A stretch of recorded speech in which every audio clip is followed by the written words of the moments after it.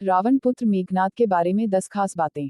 ऋषि विश्ववा ने ऋषि भारद्वाज की पुत्री इलाविदा से विवाह किया था, जिनसे कुबेर का जन्म हुआ। विश्ववा की दूसरी पत्नी कैकसी से रावण, कुंभकर्ण, विभीषण और शूर्पणखा पैदा हुई थी।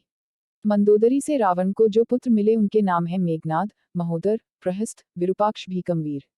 कहते हैं कि धन्यमालिनी से अतिक्या और त्रिशिरा नामक 2 पुत्र जन्मे, जबकि तीसरी पत्नी के प्रहस्था, नरांतका और देवतानका नामक पुत्र थे। 1. मेघनाद का जन्म। मेघनाद रावण और मंदोदरी का सबसे ज्येष्ठ पुत्र था। क्योंकि रावण एक बहुत बड़ा ज्योतिष भी था, जिसे एक ऐसा पुत्र चाहिए था जो कि महाबलशाली और महाप्रतापी हो, इसलिए उसने सभी ग्रहों को अपने पुत्र की जन्म कुंडली के 11वें लाभ स्थान पर रख दिया। परंतु रावण की प्रवृत्ति से परिचित शनिदेव 11वें स्थान से 12वें स्थान व्यय हानि स्थान पर आ गए, जिससे रावण को मनवांछित पुत्र प्राप्त नहीं हो सका। इस बात से क्रोधित रावण ने शनिदेव के पैर पर प्रहार किया था। वाल्मीकि द्वारा रचित रामायण के अनुसार जब मेघनाद का जन्म हुआ तो वह सामान्य शिशुओं की तरह रोया नहीं था, बल्कि उसके मुंह से बिजली की कड़कने की आवाज सुनाई दी थी। यही कारण था कि रावण ने अपने इस पुत्र का नाम मेघनाद रखा। 2. मेघनाद का परिवार। मेघनाद की पत्नी का नाम सुलोचना और पुत्र का नाम अक्षय कुमार था।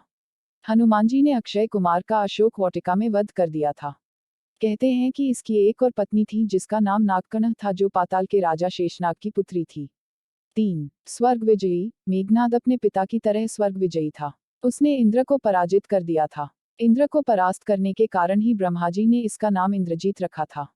मेघनाद का मूल नाम घननाद था, लेकिन इंद्र को हराने के बाद उसे इंद्रजीत, वासवजीत, शुक्रजीत इंद्र कहा गया।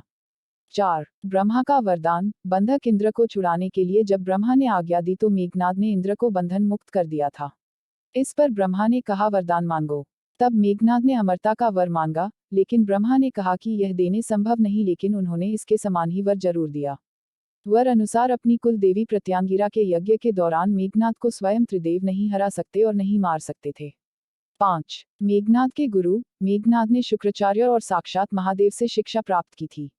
महादेव शिव से प्रशिक्षण प्राप्त लगभग सभी दिव्यास्त्रों का ज्ञाता बन गया था।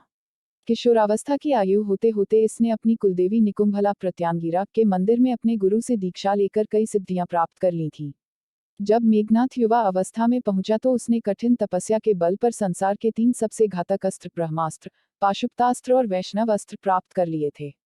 6. अतिमहार्थी योद्धा। आदिकाल से अब तक यही एकमात्र ऐसा योद्धा है जिसे अतिमहार्थी की उपाधि दी गई है। इसका नाम उन योद्धाओं में लिया जाता है जो ब्रह्मांड अस्त्र, वैष्णव अस्त्र तथा पाशुपात अस्त्र के धारक कहे जाते हैं।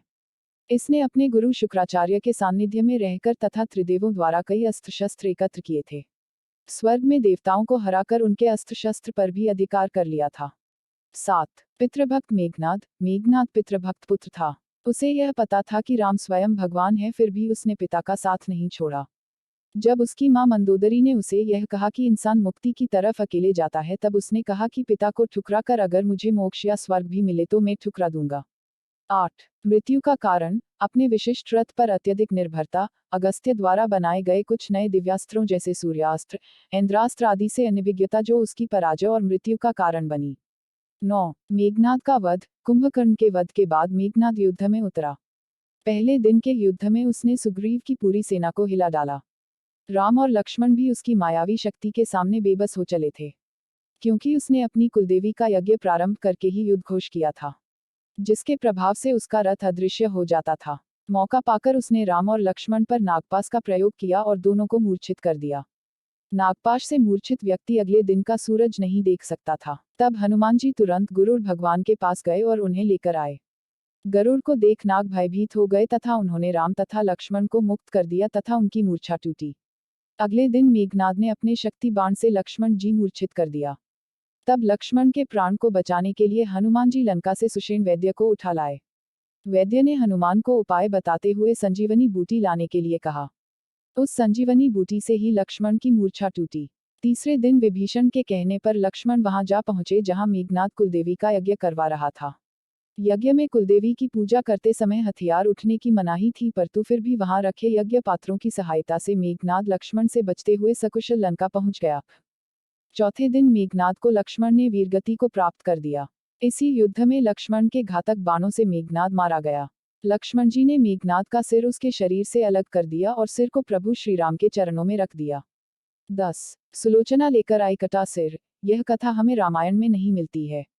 यह कथा हमें रामायण से इतर दक्षिण भारत की प्रचलित लोककथा में मिलती है। कहते हैं कि यह किंवदंती है।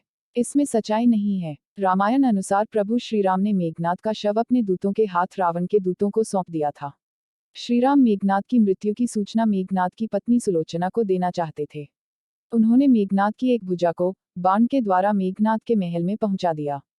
वह भुजा जब मेघनाद की पत्नी सुलोचना ने देखी तो उसे विश्वास नहीं हुआ कि उसके पति की मृत्यु हो चुकी है।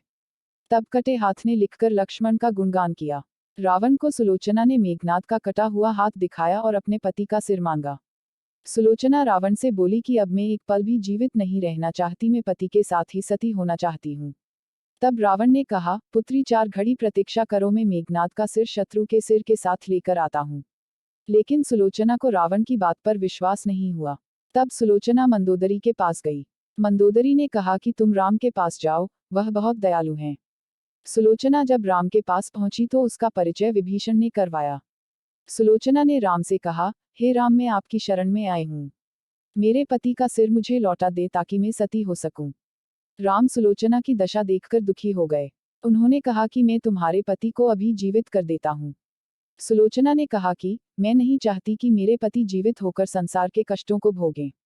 मेरे लिए सौभाग्य की बात है कि आपके दर्शन हो गए। मेरा जन्म सार्थक हो गया। अब जीवित रहने की कोई इच्छा नहीं। राम के कहने पर सुग्रीव मेघनाद का सिर ले आए, लेकिन उनके मन में यह आशंका थी कि मेघनाद के कटे हाथ ने लक्ष्मण का गुणगान कैसे किया। सुग्रीव से रहा नहीं गया और उन्होंने कहा, मैं सुलोचना की बात को तभी सच मानूंगा जब यह नरमुंड हंसेगा। सुलोचना के सतीत्व की यह बहुत बड़ी परीक्षा थी। उसने कटे हुए सिर से कहा, हे स्वामी, जल्दी हंसिए, वरना आपके हाथ ने जो लिखा है उसे ये सब सत्य नहीं मानेंगे। इतना सुनते ही मेघनाद का कटा सिर जोर जोर से हंसने लगा। इस तरह सुलोचना अपने पति का कटा हुए सिर लेकर चली गई। हम आशा करते हैं कि आपको यह वीडियो पसंद आई होगी। आप हमें कमेंट करके जरूर बताएं। वीडियो को लाइक शेयर करके चैनल को सब्सक्राइब कर लीजिए। वीडियो को पूरा देखने के लिए आपका बहुत बहुत धन्यवाद।